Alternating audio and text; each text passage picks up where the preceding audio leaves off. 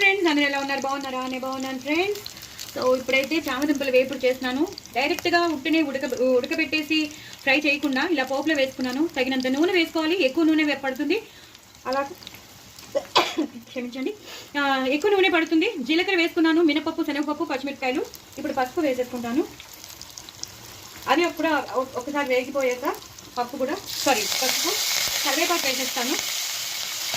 ఇప్పుడు మనం ఉడకబెట్టుకుని పీసెస్గా చేసుకున్న చామదుంపలు వేసేస్తాను. మనం ఎన్నైతే చేసి పెట్టుకున్నాం, నేనైతే ½ కేజీ ఫుల్ చేస్తున్నాను. అంటే పోపు వేస్తే మనకి ఏంటంటే తినేటప్పుడు కట్ మంటుంటే బాగుంటుంది. సాధారణంగా మామూలుగా వేయించేస్తారు, అలా కాకుండా నేను ఇవాళ ఇలా వేయిస్తున్నాను.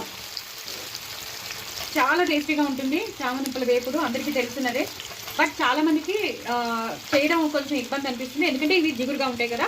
సో ముద్దయిపోతూ ఉంటాయి, బాగా ఎక్కువ ఉడికిపోతే ముద్దయిపోతే, అందుకే కుక్కర్లో పెట్టకూడదు. సపరేట్గా ఒక గిన్నెలో మనం బాయిల్ చేసుకోవాలి. అప్పుడు చిన్న చిన్న పీసెస్గా మనం తరుక్కోవాలి.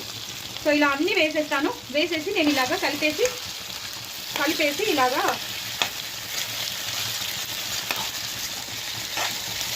ఇలా కలిపేసి ఇలా వదిలేసేయాలండి. 2 మినిట్స్ అలా 2-3 విడతలు అలా వదిలేస్తే అవే క్రిస్పీగా అయిపోతాయి. కావాలంటే ఇంకొంచెం నూనె పడుతుంది, వేసేసుకుందాం. అంతేగాని అస్తమానం కలపకూడదు, అలా వదిలేస్తూ ఉండాలి. అలా వదిలేసి కాసేపు అయ్యాక మళ్ళీ కలుపుతా. అలా 3-4 మినిట్ల తర్వాత క్రిస్పీగా అయిపోయాక మీకు చూపిస్తాం.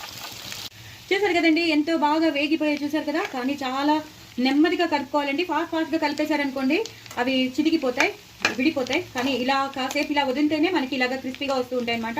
ఈ టైంలో మనం జీలకర్ర ధనియాల పొడి వేసేద్దాం. వేసుకోవచ్చండి, ఒక 2-3 స్పూన్స్ వేసేసుకోవచ్చు. అలాగే తగినంత ఉప్పు, ఈ ఫ్రైకి తగినంత ఉప్పు వేసుకోవచ్చండి.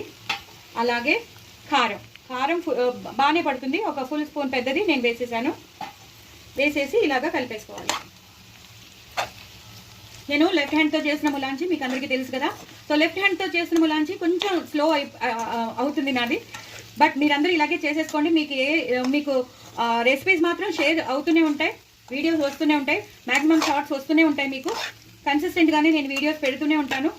నా ఛానల్ని మీరు సబ్స్క్రైబ్ చేసుకోండి, సపోర్ట్ చేయండి. ఇలా చేసేసుకున్నారు కదా, చూడండి ఎంత కలర్ఫుల్గా ఉన్నాయో, చాలా చాలా బాగుంటాయి. ఇంకా నూనె కూడా వేయవలసిన అవసరం లేదు, మనకు ఆ జీలకర్ర ధనియాల పొడితోనే మనకు అంత టేస్ట్ వచ్చేస్తుంది. ఇంకా కొత్తిమీర కూడా మనం వేయవలసిన అవసరం లేదు.